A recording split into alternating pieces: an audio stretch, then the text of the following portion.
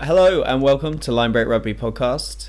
Today I'm your host Sav, kind of host. There's only the two of us, and I've got Euan with me, who's a born and raised Scotsman, who's going to give us some point of views on the Pro 14, and then I'm going to berate him about the Aviva Prem for a little bit. I think just little previews. I think it's going to be quite starting relaxed. off with Go on. quite relaxed, Yeah. laid back chat about Pro 14. Pretending that we know something about it. Yeah. Well, should we start with the Scottish teams because they're the ones I'm most familiar with. They're the ones you know. Yeah. Yep. Yeah, they're the ones. Well, I should we start with Glasgow? well- Because you've said that they lost some. We've already had a brief conversation. Do you want to talk about Glasgow, or would you rather go straight to Edinburgh? We could talk about Glasgow. Right. Glasgow have lost a few players, gained a few players. They've swapped out one good Scottish centre for another.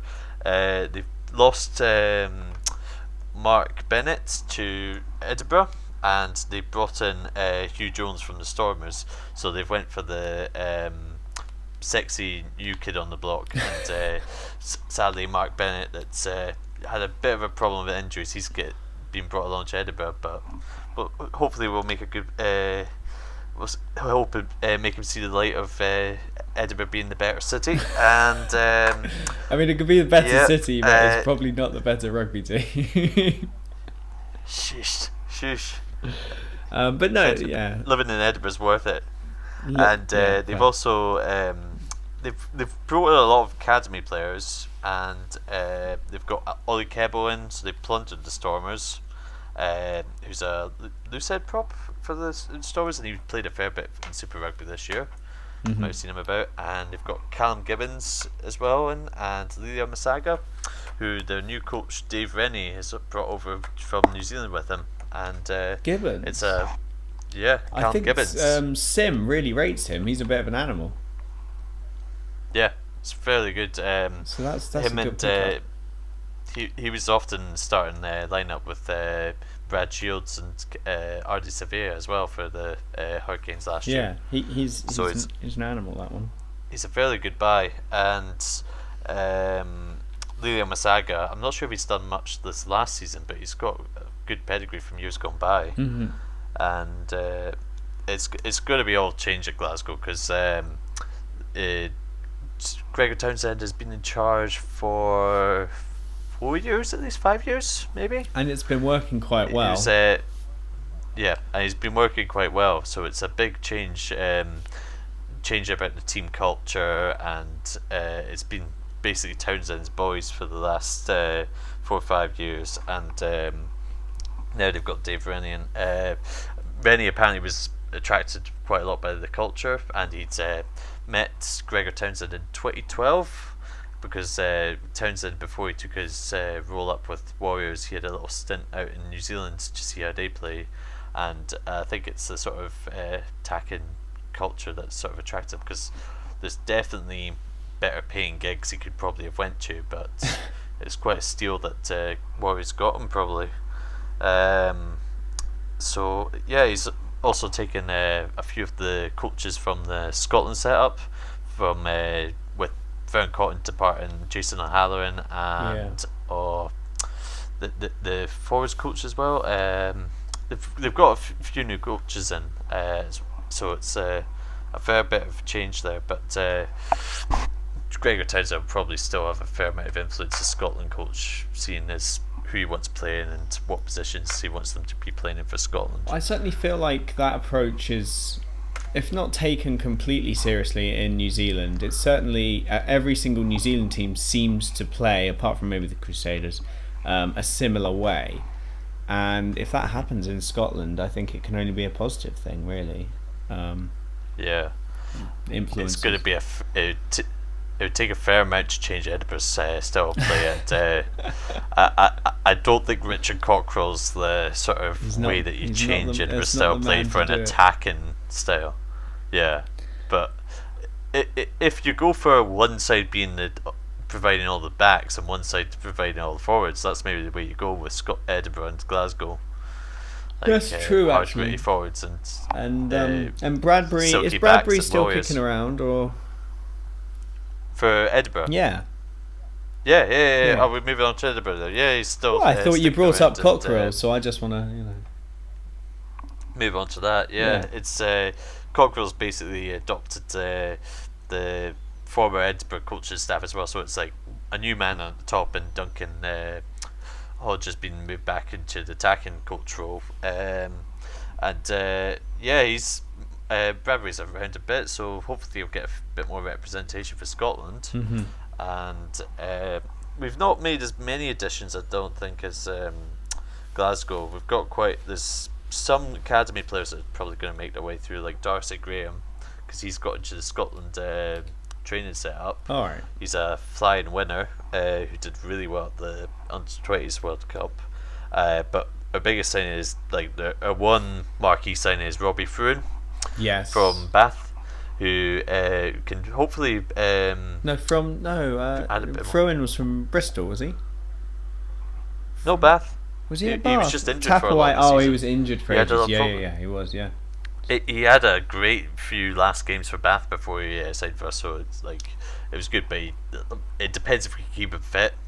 I think there was he had some kind of surgery that ruled him out for a long time, and he was talking about it maybe end his career. So hopefully we get the best out of him. But we've had a few other squad players.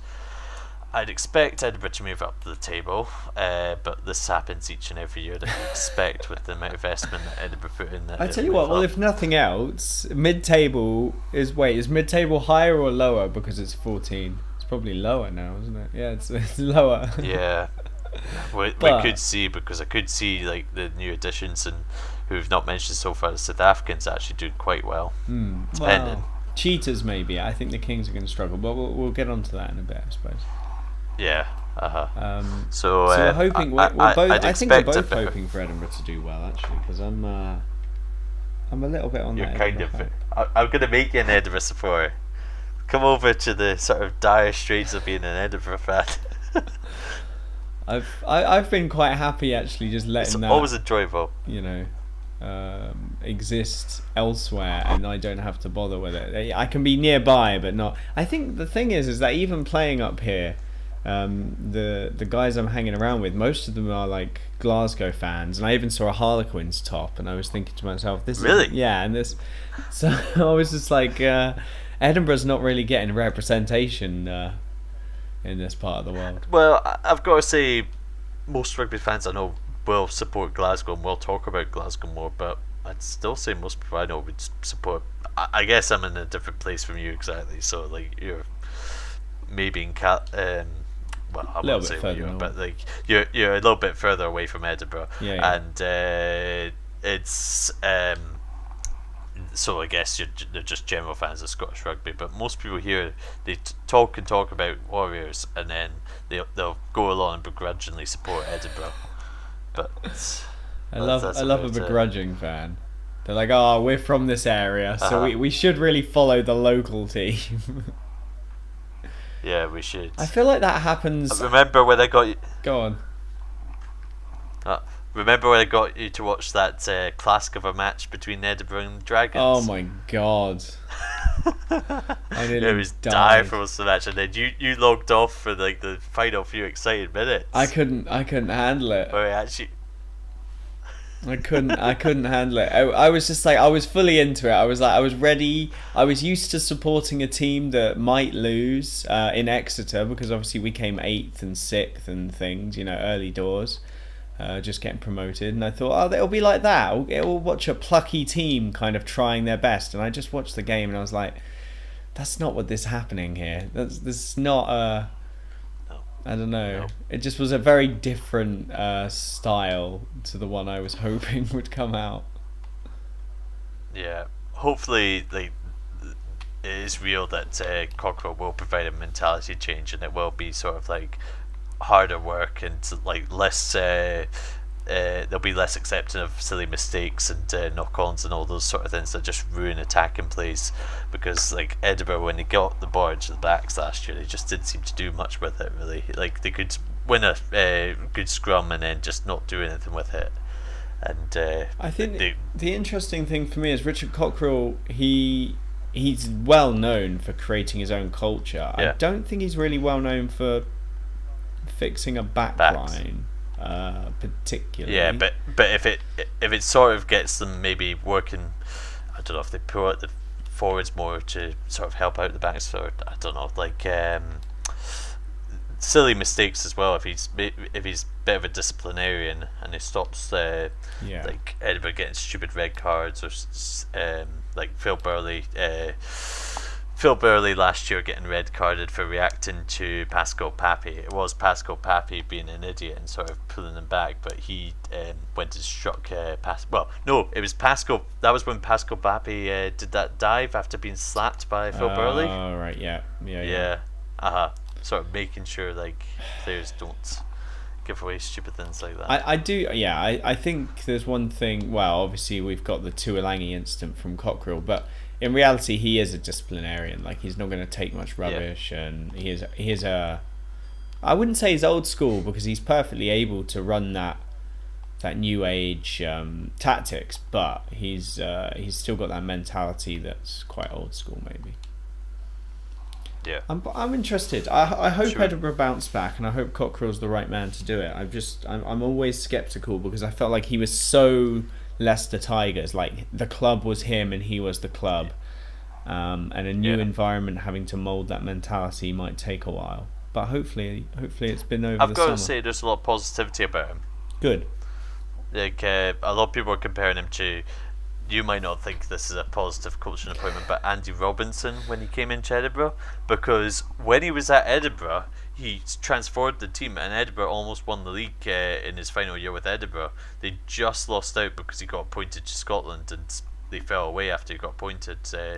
He got promoted, and that was the one could have been sort of moment for Edinburgh a few years ago. It's interesting. Yeah, it's interesting because obviously from an English point of view, Andy Robinson. I don't know, maybe it would be perceived as a negative, but you can't take away he's a very good coach, and that would be a very positive thing. I think even coming to Exeter or into the coaching staff of like any major team, they'd still say that his resume and the way he goes about his job would be quite a strong thing. But yeah, you're right. I might have not taken that as a compliment towards Richard Cockerell, really. But the more I think about it, the more Edinburgh is one of the few places in recent years you'll still find a lot of positive noise about Andy Robinson, because he made Edinburgh a great team. He found like Tim Visser and players like that of that caliber. He went on a trip to Amsterdam, did he? No, Tim Visser came from Newcastle. Yeah. Newcastle lost out on him because he could have played for England, and Newcastle were about to let him go. He was just an academy player, and Edinburgh got an emergency loan of him, and he flew into the Edinburgh team, and he was like Edinburgh's sensational player of his first season there. The Flying Dutchman. Great find.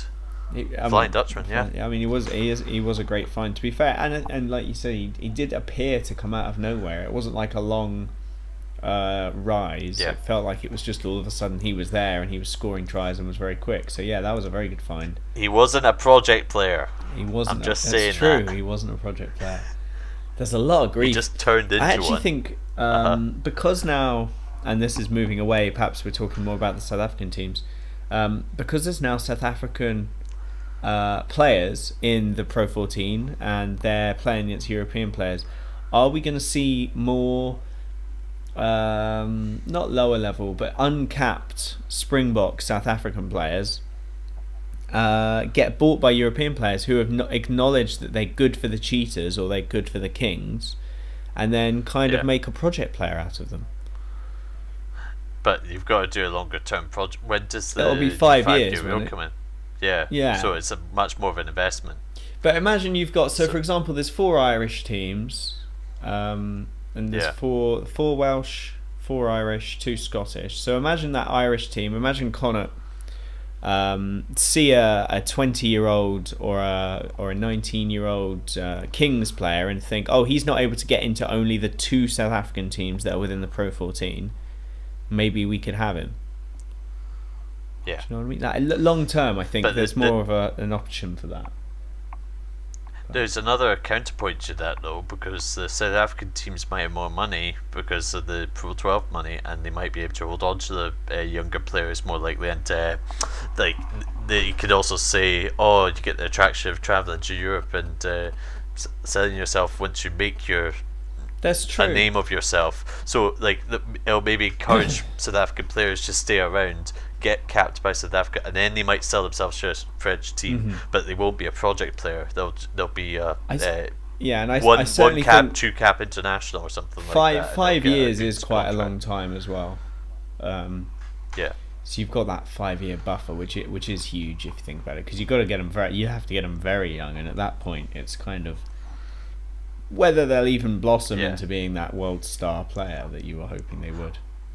Or you have to get a player that has sort of made their name and then risk them getting injured or something like in their mid-20s, and it's just like all for nothing really, or they just fall away completely, because a lot can change within once they get past the 20s. You don't know. So just quickly back to Edinburgh, who's playing fly half? Who's playing fly half? Yeah. Duncan Weir. Duncan Weir is. So he came across, didn't he? He came across from Glasgow. Yeah. It's a bit of a change in trends in recent years. Edinburgh used to give all of our players over to Glasgow. Now Glasgow are giving all their players to us. Now you're getting a player. You're getting a player back who's a bit older and a bit wiser, shall we say? Yeah. Well, Duncan Weir basically was the reason we beat Glasgow in the final game of the season last year. It's a bit of a shame he didn't get included in the Scotland training squad for this year. Yeah. Because he doesn't suit Gregor Townsend's style, but he ran the show against Glasgow at Scotstoun, and he sort of ruined the party for Glasgow. It was phenomenal. Like his kicking, his when he's on point, his positional kicking in field is brilliant. Like he can sort of control a match by pinning it into the corner and just force the team to play in their half for most of it. But then he has bad games where his just kicking is off, and he's a real. Sometimes he's great, sometimes he's bad sort of player. I think that Scotland have that in Russell anyway. The hot and cold. I do think that Russell. I think that Russell gets the sharp end of the stick in fly half terms, because Sexton has hot and cold games as well. And you could see even on the Lions tour he had hot and cold games, and Farrell was not necessarily running hot. He hasn't had many bad games, but when he does, it is very Farrell obvious. is far more consistent. His 50, in fact, his 50th is one of the few times that you could point to and go, look, he's had a really bad game that game against Italy. Okay. That's possibly the only time I could really pick out straight up and say, look, he's had a bad game. But was this the game this year? Yeah, that was his 50th cap. I think. All right. Yeah. He missed quite a lot of his kicks, and people were starting to get a bit anxious that we weren't going to actually pull away. Yeah. But we did. But like I said, Russell. A lot of people hone in and go, he's playing for Scotland, and as a result of that, he'll get more negativity, I feel, pointed out. Whereas Sexton playing for Ireland, he blows hot and cold as well, and not necessarily as much negativity about it, especially from international fans. They have hot and cold days in different ways. Like Sexton, when he has a cold day, it's like he's not kicking as well, he's not doing much with the ball on attack. Yeah, true. Russell, when he's having a bad day, he lets and tries, he gives away the ball, he does a mistake that actually harms the team rather than there'll probably be an intercept, or he'll carry high into contact and lose the ball. I suppose those are the difference, aren't they? Sexton's mistakes are less impactful, maybe. And it's less noticeable to the media and general public. Like most people will see, a player missing a tackle, that's like unforgivable. Well, like Sexton not realising an opportunity and just like carrying the ball forward and just getting tackled and recycling is like. I get that feeling as well. Sexton does manage, and so does Farrell to a certain extent. They do manage to get away with certain things. For example, that sometimes when their kicking is off point, you only really notice when, say, someone like Conor Murray or Aaron Smith or Perinara actually put in a good kick and go, that's what Sexton or Farrell could have done. And you only notice when the good kick happens that maybe there's been some bad kicks mixed in there. But they know themselves, obviously, where the mistakes are coming from. So, and Russell obviously needs to tighten up the game and not make so many game-changing mistakes, I think. So you're right there. Yeah. I think you are right there. The thing is also, if we want to move back to Glasgow, they're not going to be as reliant on, well, hopefully they're not going to be as reliant on Russell next year, because they brought in Adam Hastings from Bath. Oh, right, yeah. And they've got a few, they've brought in Brandon Thompson from the Stormers, probably, who will be very much a squad player, probably. But it means that they don't have to play Russell each time they want to win a game. He might be able to rest him more. That's useful. And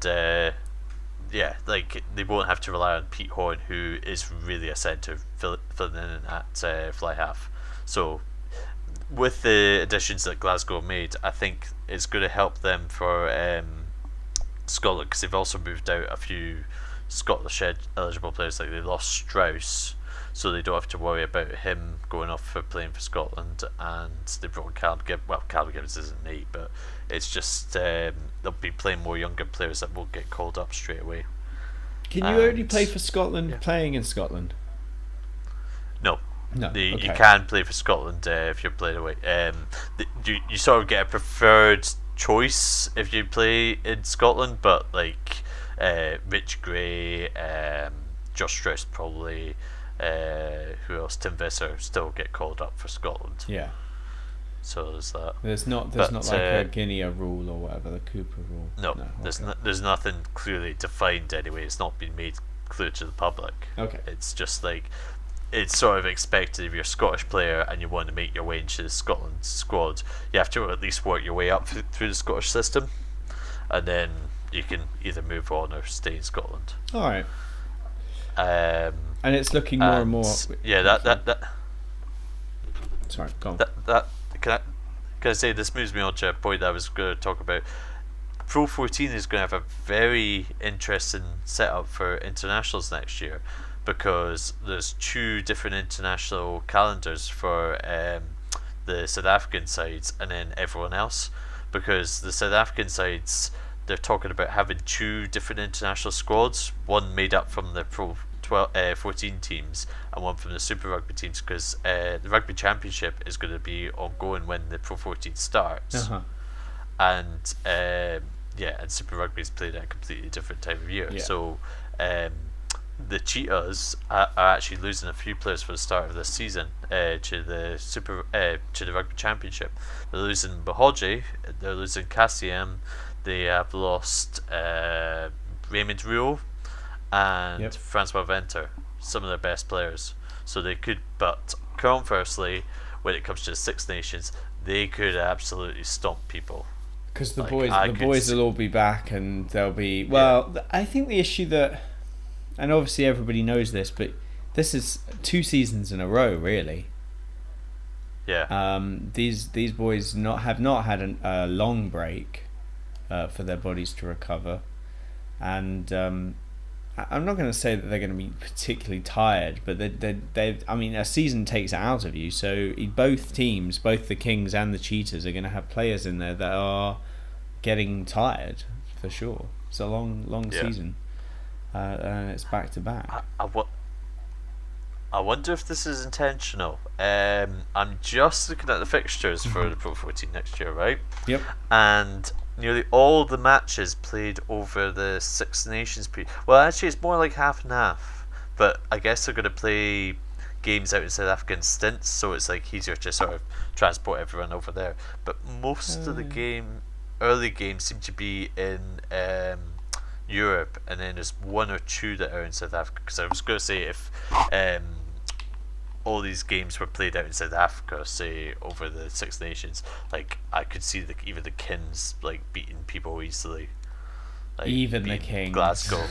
Yeah, even the Kings. Well, I know this is a point made by some people, right? Yeah, the Kings were actually pretty good last year in Super Rugby, but they lost so many people they only had two of their Super Rugby squads, starting Super Rugby squad, retained from last season, and they're just having to take players from anywhere they can get them. Yeah. So I think it's going to be too early for the Kins. I could see even some maybe Italian teams beating them if they have them in their other games. Well, I'm quite liking. Obviously, we were talking earlier, and this wasn't recorded, but the three Sharks players that have been lent to them. I think that's a very positive move, personally. Also, there's a number of Bulls players loaned as well. But the worrying thing from the Kins' perspective is the Bulls can take back their players whenever they want, apparently. Oh. So this is like the sort of thing that's hanging over them. Like, they have these players for the moment. It's four Bulls players, and they did this during. They loaned them some players in Super Rugby as well, and just took some back before played them, which is kind of a bit controversial bit of a or something. Move. Yeah, but no, you can see.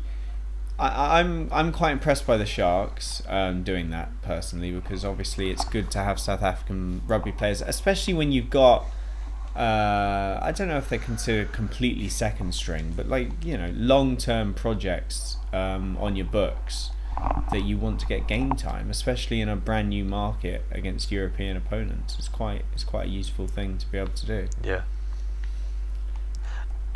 You know how we were talking about the situation, how this might affect project players earlier, having South African teams. There's actually a project player going back to the Kins, Dries van Schalkwijk from Zebra. Oh, right. He's going to the Kins, which is kind of a weird reversal. So it's gone the other way. Yeah, But that's a good thing. He's already capped for Italy. Yeah. Oh, right. So he's actually a fairly good player. He scored Italy's first try against South Africa last year when they actually managed to beat them. Oh, all right. And he's a decent player. Zebra certainly got a Italian international. But I am worried about Cheetahs when they get going. The Cheetahs could be scary. Yeah, I think the threat out of the two other Cheetahs come in. Obviously, I mean, they're the strongest of the two. But I would say that the Stormers, the Bulls, and the Lions. Well, certainly the Bulls might not be better, but certainly the Stormers and the Lions are better than the Cheetahs. So if the Cheetahs do start to show up certain European teams, there will be a lot of chat about whether the Super Rugby franchises are better than the Pro 14. Yeah. And obviously that's comparisons that we can't really make. I think everyone knows that the South African teams, the Super Rugby teams in general, are better than most Northern Hemisphere teams. So I would say, apart from like the top tier European teams, like I think Saracens could beat most European Super Rugby teams, and like Clermont and things like that. But otherwise, I do think most certainly the Kiwi Super Rugby teams are on a whole other level. But and I certainly think, well, you mentioned Saracens, you shouldn't have done that, but I do think that Saracens Crusaders game, it would be a battle of almost the same type. It would be a very slow, well, not necessarily slow, but a very tiring slogfest. Which New Zealanders would actually get quite annoyed at. That's representing the best of their rugby. Obviously, the Crusaders can play however they want, but I do. Yeah, but the Crusaders have had. Well, I'm not so sure this year they've been a much more sort of forwards-based team, but in the previous years they've had flyers in the wins, like Ndolo. Well, the Ndolo's not really a flyer. He's an absolute flyer. That one. Put on some highlight reels. Yeah, but you could put him on some highlight reels easily, and they've got a few good backs as well. Izzy Dag and Goodhue and Crotty and Havili and whatever. They are players that can stun a team, but they're also very reliable, strong players, and I don't think the Crusaders would be that hard done by to say that they're a very structured forward-based team, but they're very good. Obviously, they're very good. So. But then Saracens are the same. Saracens are a strong, structured, forward-based team. I wonder. Yeah, like I don't know how Saracens. Well, we'll move on to this later with how Saracens are doing the Premiership. Do we still want to talk about the Pro 14 for a bit? Like, I don't really want to talk about Ireland I'd and Wales talk about, too much, but we can. yeah, we could go over them quickly. Like, Leinster have made a few interesting additions. Like they've got James Lowe and Scott Fardy in who, but like this is what Leinster always do. They don't bring in many foreign players, but they bring in one or two marquee guys. So I didn't realise, James Lowe and I didn't Scott realise Fardy Scott are good Fardy. additions.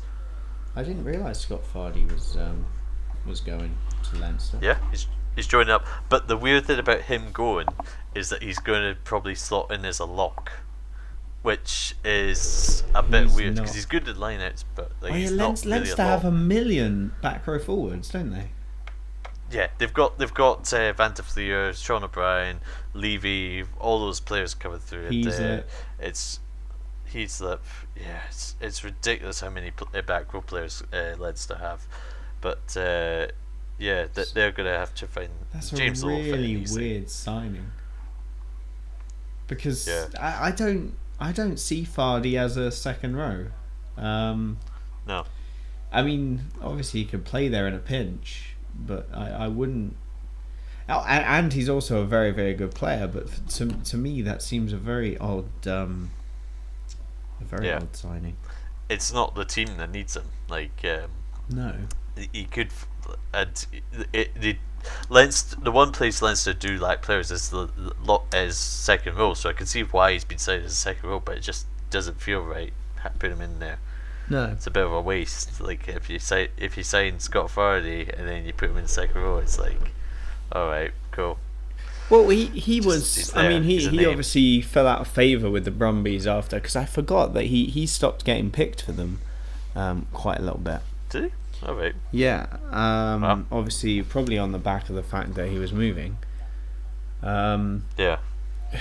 I don't know. I quite like Scott Fardy. I actually think that in a balanced back row, Fardy would have been quite a good option for Australia long term, but they've never managed to sort that pooper problem that they've got. Yeah. So going to Leinster, which are completely overloaded with 7s and 8s and 6s, in fact, just the whole. They've just got a huge squad. Leinster are like scary with the amount of resources they have. You can see why for like about.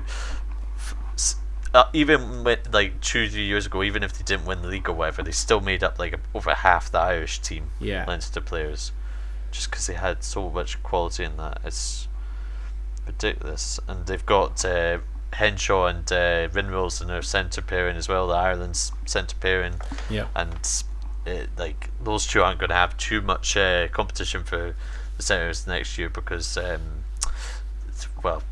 this is another drama. Ulster have lost Stuart Olden and Paddy Jackson. Yeah. Because of the sexual assault case for at least until December, and minimum. Yeah. Like so that they're probably going to be the set Ireland choice, and it's pretty But you I can don't know see. how Ulster. I mean, even before that problem came up for Ulster, we were talking. I think it was Fred and I were talking down the pub with Wallopy Joe, and we were saying that Carberry seems to be perhaps the man in line, and that Paddy Jackson, if he was going to play, would be more of a placeholder long term for Ireland, and Carberry would then step up. But Paddy Jackson's good. Yeah, he's underrated. When you see him playing for Ulster, he runs the show sometimes for them. I'm not sure. I think he's quite a good player, but I wouldn't say he would get hung out to dry like Madigan would be. Like when Sexton came back, I think he's better than that. I just think that there's for all of the hate that Leinster fans might give me, I just think there is a Leinster bias in Ireland, and Carberry playing for them and being even he's playing well at fullback now. It's not that he's not playing well enough to play, but he certainly I certainly feel like he's been given this mantle of the next. And same with Ringrose. I mean, Ringrose is ridiculously young. And there were people talking about him as if he was the next Brian O'Driscoll. Well, he might be, but you've gone straight away. Like way even too when he was under fast. 20s, he was getting talked about that. Yeah, you've gone way too fast too soon. And Henshaw, even on the Wikipedia page. Well, go on. I was going to say Wikipedia page. Scott Farley's linked listed as a lock, which just seems weird. Yeah, I mean, he can play there. Obviously, he can play there, and he gets lifted in the lineouts. I think, especially when you had Will Skelton and Dean Mumm in the second row. Yeah. For Australia, you needed Fardy as a jumping option. So who's going to lift up Will Skelton? Yeah, well, I reckon. I reckon Mako and Billy would give it a shot. Yeah, maybe. Mako and Billy would give that a go. Put their backs out though. Yeah, they probably would. You need another Will Skelton. I reckon. Wait, Bastareaud and the Beast. There you go. There's the two I'd pick. Yeah. To give that a shot. Lift them up. Fair enough. Yeah. And I'll make a mention of the other Irish provinces quickly. Munster are going to be in a sticky situation because Rassie Erasmus is going back to South Africa in December. So they've got him for part of the season and he's leaving. And along with their defence coach. Alright. And I don't know who they're going to replace him with. It's like... it was really... when Anthony Foley sadly passed... like they were in a difficult situation, and then Rassie Erasmus stepped up and pulled the team together. And they've lost him now. He's taken up a director of rugby role with South Africa, and they've got Jerry Flannery and they've got someone else in the coaching setup. So I'm not sure if either of them are ready to take over, or they're going to have to get someone mid-season to come in. Or they've known this for a while, apparently. Apparently they've known since spring, but no one's been announced as the sort of successor to him yet, as far as I'm aware. It seems pretty unfortunate. I mean, Munster have obviously gone through the ringer with the loss of Foley, and then... I mean, you take what you can get, and if you want to go and coach at the highest level, international level, obviously, for South Africa, then you probably grab it with both hands. That opportunity is not an everyday one. But yeah, they're gonna have to sort that out, I suppose. I mean, it's nowhere near like we were saying with the Kings. The Kings appear to have a stable coaching setup, but not a stable playing setup. Yeah. We'll see what works out, because if it was just based on the players that Munster have, I think Munster could make another push for the title. But like with the upheaval with their coaches, I don't know what's going to happen with them. Yeah. Because it was really sort of shocking that Scots won it last year. Like no one really thought that they would have came through it. Like first they somehow managed to beat Leinster when they were down to 14 men for like 60 minutes or something like that. Phenomenal. And then they went and destroyed Munster in the final when it was basically a home crowd in Dublin. And it's phenomenal. Just phenomenal. Munster, yeah, they were definitely the strongest team in the league last year. Like Glasgow are not a shoddy team, just don't have an answer to Munster at all. I remember it's like it always frustrates Glasgow fans that they just can't seem to, like in recent years, they can't seem to beat Munster, and it just works so well as a team. And also with not forgetting about Connaught have got a change of coaches as well, because they've lost Pat Lam, and it's a big loss. Rennie's they've lost Pat Lam to Bristol, and Dave Rennie of now of Glasgow, his assistant coaches went and taken over at Connaught. It's Keegan or something like that, I think is his name. Alright. So he's a pretty experienced coach, so hopefully he does well, but we'll see how they do. I don't think they made a huge number of additions. They've got Rory Scholes in from Edinburgh, who looked great for Ulster, and then he did nothing. He never got a shot with Edinburgh, so hopefully they make something of it. But we'll see how they do. They could either be, they're not gonna. They might get into the Champions Cup spots. I don't know, but like that, they'd have to do very well to do that, probably. I don't really have much other than the Scarlets to say about the Welsh regions. I know that Tom O'Flaherty was sold to Exeter, and he looked amazing in pre-season in the Aviva Prem Sevens.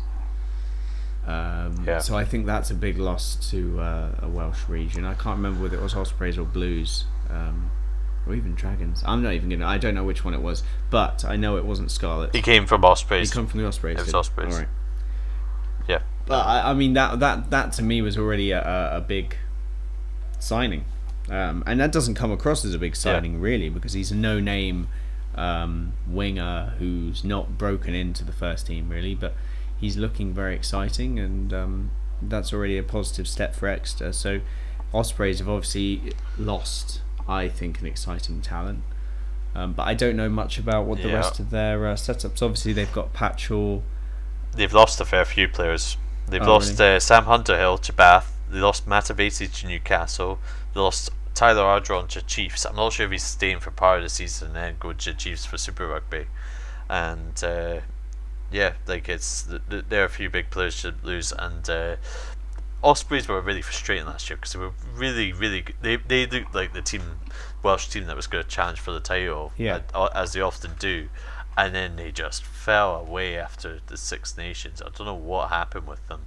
They fell flat on their face, and they were losing like embarrassingly at home, and it was just difficult to watch. And Tandy still got his contract extended.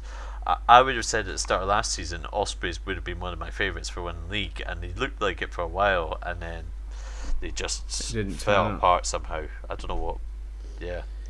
They did lose it is Australia again in Wales, because both Sam Davis and Dan Biggar kept on getting called up for Wales, and so they'd lose both. They lost a few players. Like they had, I think lose both their fly halves at the same time. What are the Dragons called now? Just the Dragons. That was a big rebranding. The big rebranding. Take away the Newport Gwent bit and. We're just called the Dragons now. See, I quite did a big reveal for it and things like that. I didn't see the big reveal.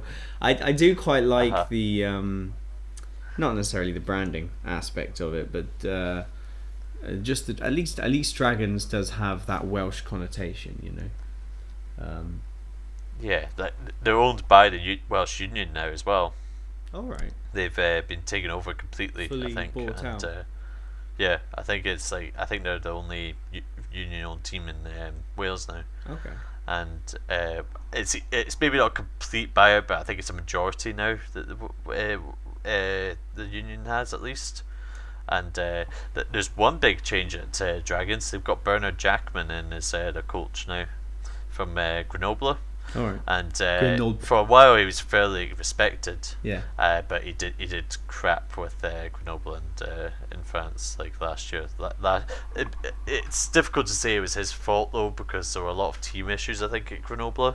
There was some case where like several of the players got wrapped up in a sexual assault case, which seems a bit worrying. How there's so many of those cases going about in rugby at the moment. So there were about 3 or 4 players that were wrapped up in it, and I won't name names because I'm not 100% sure those were the ones that were involved in it. But it was some of the bigger name players. I think 1 or 2 of them anyway. It's getting to the.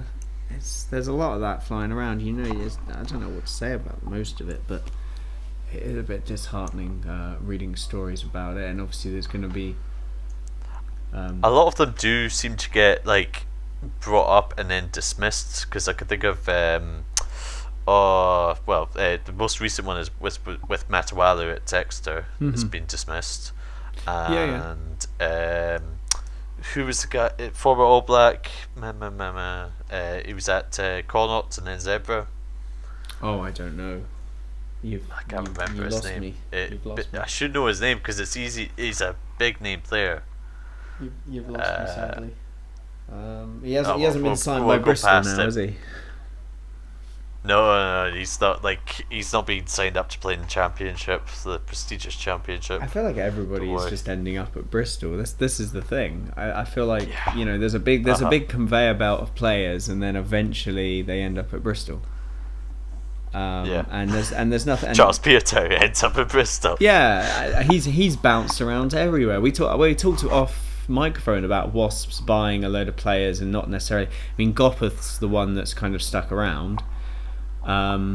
They've got LaRue and Beale, and they had Piatau and Halai.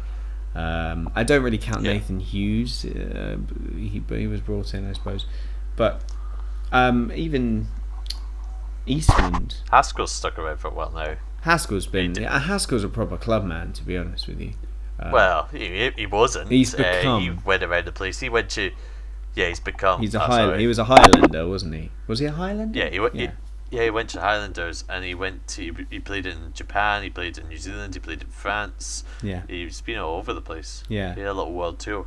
He did. He's been out there, and then he's come back, and he's now dating Richard Madeley. But actually, that's a joke that you wouldn't get, and in fact, the only people that would get that is Fred and Wallopy Joe. But there you go. Okay. Very specific joke. I thought I left that in the last podcast, but I realised that I never got the audio sent for that joke, so I didn't put it in the last podcast. Basically, I'll see if I can find the audio. I'll get the audio off Wallopy Joe. Basically, there's Ed or Wallopy Joe was saying that apparently Chloe Madeley, who's Haskell's girlfriend, looks strikingly like her dad in certain pictures. Okay. And I just think that would be the most terrifying thing in the world to wake up to in the morning and suddenly have just the wrong angle. I am completely out of the loop on this. You'd wake up to Richard Madeley. Yeah, who's... Yeah. Do you not know who Richard Madeley is? Oh, he doesn't know who... I feel pretty... Type in Richard and Judy on your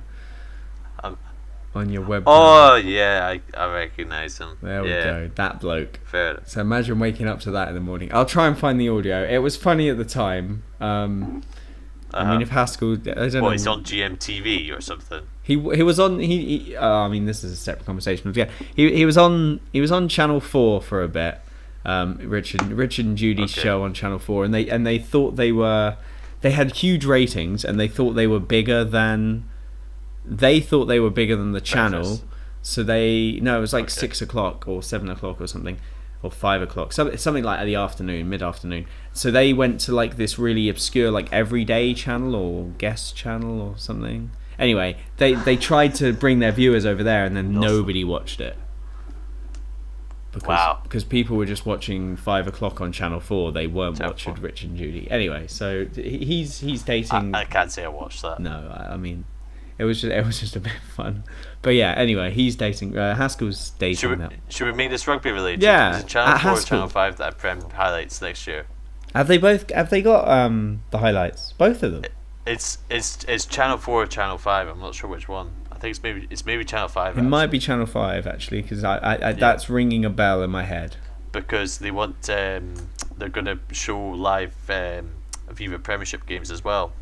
I think maybe not this season, but next season. Okay. They're going to have like 5 or 10 games a season. My eyes are spinning in my head because that sounds very exciting. I'm really, really into. Even if it is just, I say just Channel 5. That's a free to air top 10 channel. You know, that's a very good channel to air it on. So you're just copying the Pro 12, having a split model. I think. Pro 14 leads in the way. What frustrates me so much is that in this country we obviously have, and maybe not Scotland so much, but Scotland as well. We have football as the primary sport, and that's all well and good. But it's got to the point in football where they're not allowed to show the game at 3 o'clock because too many people watch it. Too many people are engaged in it, and it's kind of the opposite for rugby.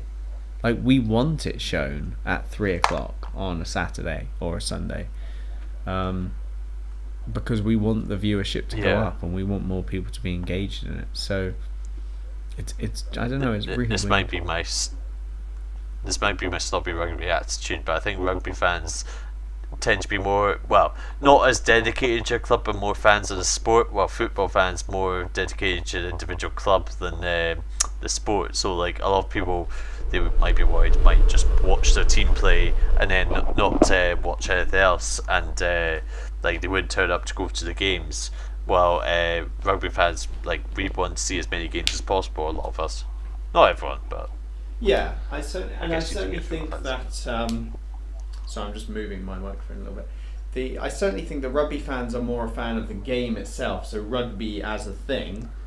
But the diehard, I'm going to go to every single home club game from a football fan is a huge draw, and I think that you don't quite get that in rugby. You do get diehard fans, so even at Quins, Exeter, the locals will go a week in, week out, and certainly when I was in Bristol, even for small local sides, you'd get the old man with his dog and a group of his friends would always be there, or the old boys would always be there, so that was a big deal. But there's a guy in my local club that is like the diehard fan of the club, and he just turned up randomly in Orkney and went out drinking at a sevens tournament with the players. And he's like 30 or 40 years older than everyone else there. That's the sort of that's the sort of thing that's just phenomenal. That's the kind of charming local fan you get. So yeah, you do get those positive, and I think rugby is far less tribal as a result. There's slightly, obviously between Leicester and Northampton, you still got that anger, perhaps, and Leinster, Munster, maybe there's a little bit of tribal. It's not really an anger. But it's not like, because you can still sit next to each other and talk about it. Yeah, and I certainly think that there's a lot of football fans out there that don't understand that you can enjoy the game. Well, no, they do enjoy the game, but they're still so tribal. So a Liverpool fan will not want to sit, or if they do want to sit next to a Manchester United fan, they're going to try and rip their head off. You have to make a distinction though from like the football fans that like always go to away games and like right in like sort of like, I don't know if you know, but it's like Blue Brigade and the Green Brigade and that, and for Celtic, and like the sort of diehards, those sort of people, or like the more casual football fan that, or like maybe older football fan as well, that will go along and happily chat to someone about it rather than really watch the game. Yeah, there's a separation, I suppose. There's always a separation. Like the sort of diehards, ultras sort of fans for football, they sort of like just dominate your image just because they're the loudest, really, though, as well. I've just seen a video come up, Bristol Rugby. It's Pat Lamb talking to the Bristol fans and having conversations and stuff. That seems quite an interesting thing. I'll have to listen to that later. But he's such a waste in the Championship this year, along with Madigan. There's a lot of big wastage in the Championship this year. It's chaotic. I mean, Luatua, you've got a guy who is literally on the brink, he's on the edge of playing for the All Blacks, being one of the greatest either second rows or back rows, playing right on the edge of it, and now he's turned that down because he was slightly out of it, and now he's playing in the second division in the UK or in England. That to me is bizarre. Like, he could have earned a massive wage anywhere, but he's the biggest wage he can get is in tier 2 of the English league system. Yeah, it's crazy. It's amazing how much money that owner of Bristol has to spend, and he just seems to give it to them. He doesn't seem to do it based on results to an extent. He just wants them. He says he can give more money than that. Yeah. I mean, I'm so into Bristol being in the Premiership because I lived there for 3 years. 4 years? I lived there for a while. 3 years. And so it felt like longer. But the passion is there. Like that whole place does go crazy, and obviously Bristol Rovers and Bristol City, there is a football thing going on, but they're kind of lower division. The rugby really was, and the cricket as well, really was the focal point of certain communities in Bristol, and losing that. I mean, they've still got Bristol's people, a weird city. Generally, it's such it's such a big city. Like it's probably what, fifth or sixth largest city in England. Maybe I'm over exaggerating that, but it's a huge city and it just has no top flight sport. Yeah, no, that is It's weird. That is, yeah. uh-huh. That is actually really strange, and certainly I think it's Birmingham though as well, I guess. There's Birmingham, which is bigger. But Birmingham. What? Yeah, is there a top flight?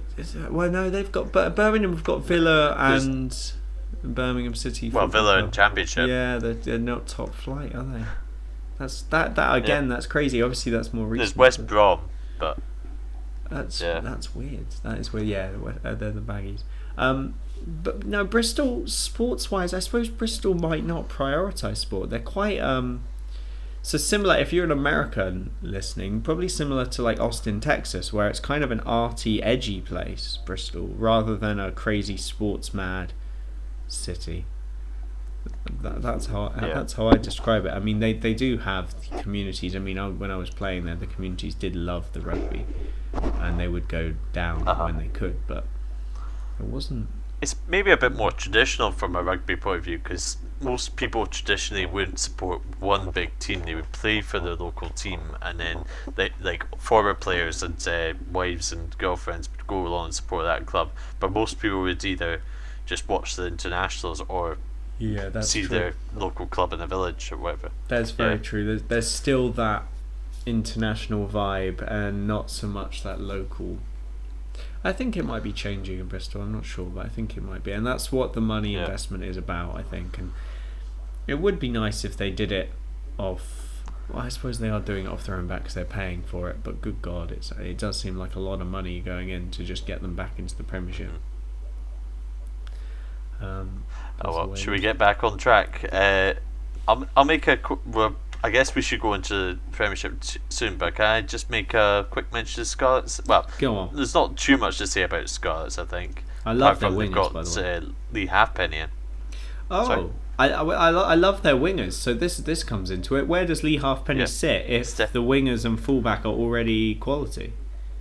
Obviously, Liam Williams. Well, I thought it'd be fullback mostly because Liam Williams has gone to the Scarlets, so it'll be he's gone to Saracens. Steph Evans. Saracens.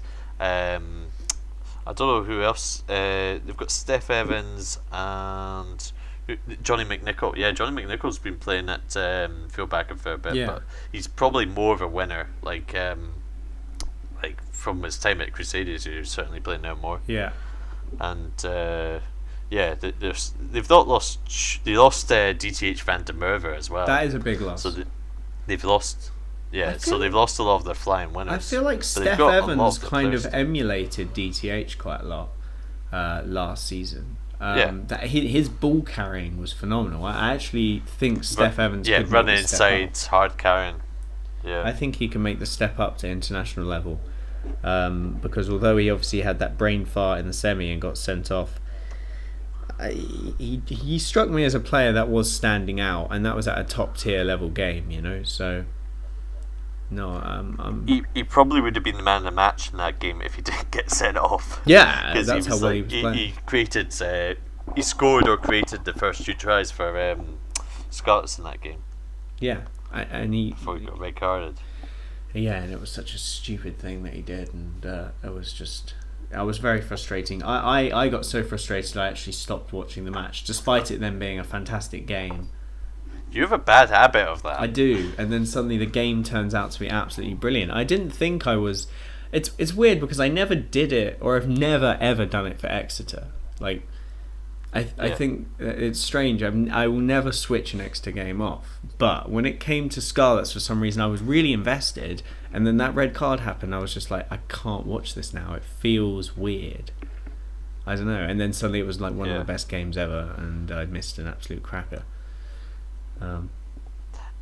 It's weird with Scarlets how we haven't talked about this, but it's phenomenal that Scarlets won the league last year because they've only got like the 3rd biggest budget in Wales, and that's like that's tiny. And it's tiny compared to even all the if you compare it to the Irish teams, probably all of them will blow them out of water. Maybe apart from Connacht, the Scottish teams. I would guess maybe have a bigger budget than Scarlets probably, and they went and won the league. Did you watch that BBC documentary on Scarlets, like how they run the club and that? It seems so bare bones. I didn't watch it. It was ridiculous. It was like basically a fly on the wall, sort of like about how like the kit man gets everything ready for them, and like how the board puts everything together. And it was like they were always like pushing for people to stump up money so they could pay for the flights and that. And it was Jesus Christ. They've got a nice stadium, but it's like I think there was some controversy about it because the council bumped up a lot of the money for it, and it's just it is a real community club. Like unlike a lot of the Welsh teams, though, which is a good thing. Yeah, they have got like it's still very much like Llanelli in a lot of ways. Good. That's why I found it so weird that Nigel Owens was allowed to referee the final with them. But yeah, like it was weird. No, it is weird. Like how like a Llanelli boy born and bred gets to referee the final with his boyhood team in it. It's not even it's not even like he's just a Welshman. It's he's from that Llanelli. Is his I mean, people were moaning about the Kiwi South Africa ref, for the Lions game or the Super Rugby final. But then you look at that Pro 12 Piper. Jesus, that's bizarre, isn't it? To be honest, like the Scots, you couldn't say he did it. The wrong Scots just ripped them to shreds, Munster. But, oh yeah, like it was like if there was any controversy, you would say, "Oh, geez, why did you pick him as a referee?" You're meant to minimise the playback or the flashback or whatever, or the blowback. You're meant to minimise the blowback. Yeah. And by putting him in that situation, you made it very difficult if anything went wrong, because it's very hard to defend. It's like you reffing an Edinburgh game. It's like you might be impartial as hell, but you made a really ballsy call, and then suddenly everybody wants to kill you. That would be jumps in your back. That would be a nightmare. Yeah. Go on. It's like I think the Pro 14 organisation sort of picked Nigel Owens for the final ahead of time because he's like the one sort of marketable face as a referee the Pro 14 has, yes. And then because every other ref that we have is crap. But maybe not. Who else is top tier? There's Lacey. All right, yeah. John Lacey, and there's who's Welsh. There's not many. That's why we for one of the semi-finals we brought in an English ref. Yeah. For complete bias, George Clancy as well. There's George Clancy, Fitzgibbons I think as well. But like he does George Clancy and John Lacey full internationals, and then there's a few below like Ben Whitehouse, Marius Maitreya, who's not the greatest, and then there's Mike Adamson coming through for Scotland, but that's about it. Right. That's a thing about the Pro 14s. There's real thin on the ground. There seems to be more complaints about referees. Yeah. Referees. I don't think. I mean, obviously, people are going to tell me I'm wrong, but I think. Now, this might actually be the fans at the issue, but there's more complaining about international refereeing than there is about the club level refereeing, and that might be knowledge of fans. But it is fans, and there's more. It's more in the line as well, to an extent as well. So people are watching every angle, like nearly every controversial issue in an international go to TMO. So yeah, there's that as well. Yeah, for sure, and certainly at a club level, there's slightly less pressure and scrutiny, I suppose. Yeah, I'll make a quick mention of Italians. There's not too much to say about Zebra. They've got Michael Bradley and the former Edinburgh coach, but he's I'm not too impressed by that. He had Edinburgh's one famous cup run where we got to the semi-final of the Heineken Cup, but he was pretty terrible otherwise. That's funny. And they seem to have lost a lot of players. They lost Padovani to Toulon, and there's some controversy over whether he was allowed to leave or not. And they lost Van Schalkwijk, as I've already mentioned. They haven't really got any. They got Dave Ceci in from Bath. That's a good signing. Yeah. Actually, have to. That's the one signing I noticed that's actually okay. but otherwise I think they'll be at the bottom of the table. Treviso, even though I've said this in the past, and it's one of these things that you could always say, look like they could actually be quite good, because every year I'll make this case. It says it every year because they've got a whole load of Kiwis in that are very good quality. They've got Wetu Tuglason, who he wasn't in the Crusaders team, but then he got in the Crusaders team because of injury, and basically he got called up for one game, and then he's so good he got called up for another 2 games, and then all the Crusaders fans were saying, why are you letting this guy go? Why are you letting this guy go? And he just had to go because he had to get settled into Italy for Treviso. They have got Nasi Manu in, who didn't do too well for Edinburgh because of injury, but he's a very good. He was very good for Highlanders in the year that they won the Super Rugby. They won the Super Rugby title. He was the captain with Sapuano kicking. He's a great leader. Good. Not the greatest ball carrier, but he's a good leader figure in a team. And they have also signed in Marty Banks, which is their biggest signing. Have they? Jesus Christ! Got Marty Banks in from Highlanders. He's going to be drinking. He was meant to join up last year. He's going to be drinking half pints behind the corner flags or behind the posts in Italy. Yeah. I've actually got to wrap up. I've got to head out now. You've got to head out. Sadly. Oh, so this is just Pro 14. This is just Pro 14. Preview. That's all we've done today. Not Premiership. We should. Yeah. Also, Richard Madeley. So we've covered all the Richard Madeley. We've covered all the topics. We covered Richard Madeley and the Pro 14. Those are the 2 topics that we wanted to cover. Yeah. Oh well, good stuff. Thanks for listening, everyone. And you've been listening to the Pro 14 preview, as we find out now. Yeah. Oh, well. And there's an abrupt ending, but Treviso are going to win it, so it's surprising, really. Yeah, obviously. Marty Banks to the rescue. Marty Banks is gonna. To be honest, that's an amazing signing. I'm actually really impressed that they've done that. But that'll be fantastic. I'm gonna actually maybe I can't be a Scarlets fan, even though I feel like I should, because I really liked the way Steph Evans played. Glory Hunter. Yeah, I can't really do that, so maybe I'll just have to back Treviso. Mate, I'm backing Treviso. And the Kings. I think the Cheetahs will do well. Stick with Edinburgh. Yeah, well, you can stick with Edinburgh. I gave Edinburgh a shot and it didn't happen. Nah, it's not happening yet. I'll stick with. I'm not going to get disappointed by someone else. I'll stick with my disappointment. I'll get disappointed by Treviso. Yeah. Right. This has been Linebreak Rugby. Yeah. It's been great. Sav and Euan. Boy. Alright, stop.